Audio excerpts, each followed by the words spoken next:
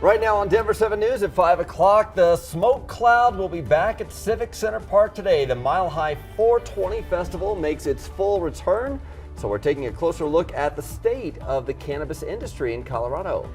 With fire danger still high, Boulder County firefighters are dealing with several active blazes right now. Investigators are making an arrest in connection with one of them. And ahead of Earth Day on Friday, an Arvada 11-year-old wants to turn your junk mail into new plants for your garden. Yeah. Wait until you see her creativity for the ads that we know you don't want. Yeah. Thanks for joining us. I'm Brian Sanders. And I'm Nicole Brady. And Lisa, hey, it's a beautiful day here on Earth today. Hey. It's going to be another nice one out there. It is, you're right. Beautiful today. It was warm yesterday. Got a little toasty at times. My kids came home sweaty. You know, they're getting old. Hot. Kids are starting to smell now. They used to smell cute, not anymore. Right now we have, as you can see in through the northern and central mountains, some light snow starting to fall. We had a little overnight. The roads are going to be a little wet. Down across the plains, though, dry. This weak cold front, it'll bring our temperatures down a few degrees. Pretty mild, though, this morning. You're going to find some 40s early on. 41 in Denver right now. We have a few neighborhoods a little closer to 50, and we're in for a pretty nice warm up today. It's not going to be as warm as yesterday, but still above normal. We'll be in the low 60s by noon, right around 70 degrees for a high this afternoon, with it looks like a mix of sun and clouds. In the mountains, you'll find more 50s and again, some 70s out west. So it's nice today, still toasty down to the southeast, Jason. Coming up, I'm going to show you just how much warmer it gets. We're talking 90s for portions of Colorado later this week. I know, Jolene yesterday, she goes, "It's so hot, Daddy. Daddy, it's so hot today." I'm like, it's not even summer yet. Right now we do have some leftover construction that was on I-70. I'll show you that in just a second. And then we had a closure of northbound I-25 up by 392 in Harmony early this morning. All lanes are open. From the camera up at Prospect, you can see traffic's moving normally on the north and southbound side of I-25. So pretty good drive for us up there now, but you still have to slow down for the construction project. Take a look at the drive here on I-25. Looks just fine. If you hear about some slowdowns on I-70 right around Pecos, Federal, Sheridan, take a look from the camera. Had some road work in there, and you can see traffic is moving normally on the westbound and eastbound side. We did have some delays early this morning, but don't worry about using it right now. It is wide open. The same thing out to the east side of town. Lingering construction there at the tunnel, but no big delays and no worries. You're not using I-70 right now. Go ahead and use it. Well, today is April 20th, or if you look at the calendar, you'll see 420. And we know that has become the day to celebrate cannabis. So this morning, we're taking a 360 in-depth look at the marijuana industry. Denver is looking to make the industry more equitable. So we're talking to a woman who's benefiting from that process. Plus, marijuana has brought plenty of another type of green money to the state. That could be changing, though. So we're diving into a new report showing sales aren't as strong as they used to be. Meanwhile, the celebration is back. Tens of thousands of people are expected to show up to Civic Center Park for the Mile High 420 Festival, but the event is already causing controversy at City Hall. And we want to bring in Denver 7's Jessica Crawford because, Jessica, this controversy all started over a social media post. That's right. That post started out saying, "Sup Denverites," and went on to say, "Don't roll up without a ticket." The city posted that message to Twitter and Facebook. That was on Monday. Here's a look at that message. It appeared to promote the Mile High 420 Festival happening at Civic Center Park today, where we are right now. Some called it cringeworthy. The post, which has since been deleted, had the call to action of fight the stigma surrounding marijuana use. To give some context, using marijuana in public is still illegal here in Colorado, so the city's confusing messaging did spark some controversy on social media. We definitely realized pretty quickly that we were inadvertently stirring up some controversy from the city side that we did not intend to do. We intentionally do post things that may not sound government-y, in a traditional way.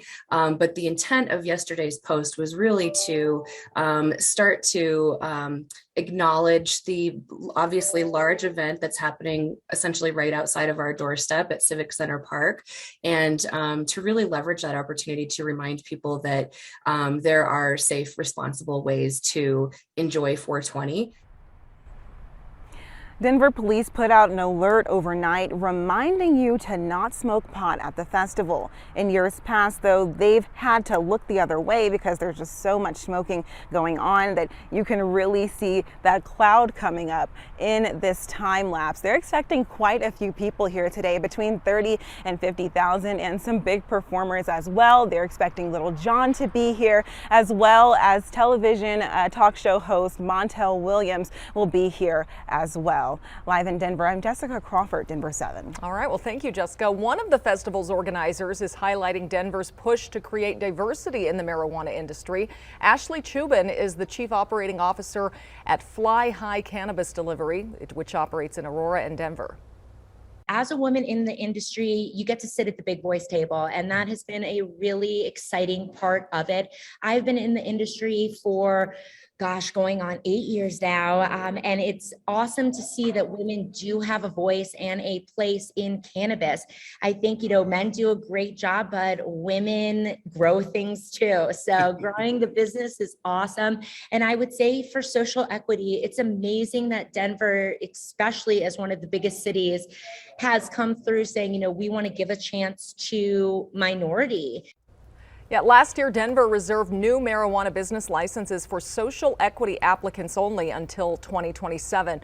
The state defines a social equity applicant as someone who has a prior marijuana conviction or members of communities that were targeted by the war on drugs. And while Colorado is selling more than $5 million in marijuana products every day, sales are actually dropping.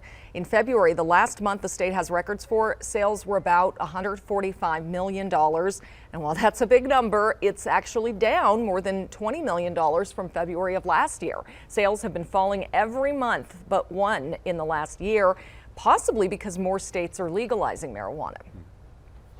Well, today we are also remembering the lives lost on one of the darkest days in Colorado history. It has been 23 years since the Columbine High School shooting.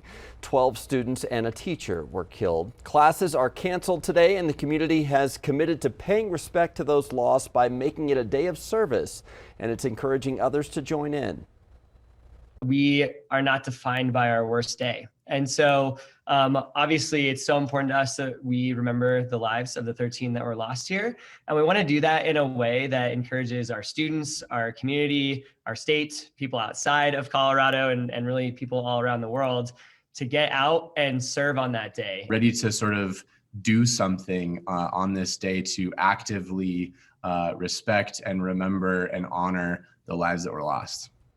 And that message has spread. Last year, there were 60 projects in 6 different states and 10 countries. You can learn more and get involved on the website, columbineserves.org. There's also a run for remembrance on April 30th at Columbine High School. It will be warm, dry, and breezy once again today after we had 4 fires spark in Boulder County alone yesterday. We mapped out where they happened, all in the span of just a few hours. One was south of the city off Flagstaff Road. It was no more than a quarter acre, thankfully. A tree ignited near Lyons, where firefighters are mopping up still the 37E fire that prompted evacuations last Friday. And then there was a grass fire on Oxford Road that burned a shed. Firefighters determined it was accidentally started by a contractor working in the area.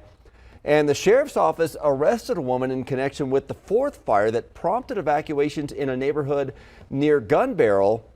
Denver 7's Veronica Acosta is live right next to where first responders had to go door to door to get people out. The flames came very close to homes, and we're still working to learn how the woman arrested is involved. So the Tally Ho fire, it actually burned right behind me here where we are this morning. That woman that was linked to that fire, we know that she lives in the area, and the charges for her, those are still pending. Now, this is a feeling that Boulder County knows all too well, really having to leave their homes in the blink of an eye because of a fire that's burning just too close for comfort. Now, Air Tracker 7 actually got some video of how close these flames were to homes. You can take a look at it right there. That's exactly why some of these fire crews had to go knocking door to door and trying to get some of those people out as fast as they could. The fire itself, we knew, grew to just under 10 acres in size. The good news is fire crews got a handle on it pretty quickly. They were able to identify the origin and the cause of it as well. Now, county officials say cost of damage is estimated to be anywhere between $5,000 and $10,000. The other piece of good news this morning is there were no injuries reported, no structure loss from the fire here either. We'll keep checking with Boulder County Jail to see when that woman who is being linked to the Tally Ho fire is booked and when we can bring you any other information on this. We're live in Boulder County this morning. I'm Veronica Acosta, Denver 7. Yeah, too close to homes there. Earth Day is Friday. An 11-year-old Coloradan is on a mission to recycle something we all get way too much of. Now, that would be junk mail, but it now has a greater purpose. Izzy is recycling the throwaway paper and making what are called seed bombs. She cuts up the paper and blends it with water into a pulp, packs it into a cheesecloth with soil and seeds, drains it, and then lets it dry for a day. Pretty simple. After that, you can just toss it into the wilderness and it sprouts. It's estimated that over 100 million trees are used annually to produce junk mail. They don't have to stop sending junk mail, they just need to replant what they cut down. Pretty mind blown Great by how this all message. works. Yeah. If you want to make seed bombs, we have directions right now on the denverchannel.com. For the first time in over a decade, Netflix is losing subscribers. The solution the company is proposing to make up the profits, and it's not about password sharing. And it's one of Colorado's most beautiful sites. Wildlife officials are making progress on reopening the trail to Hanging Lake after wildfire and mudslide damaged the iconic trail.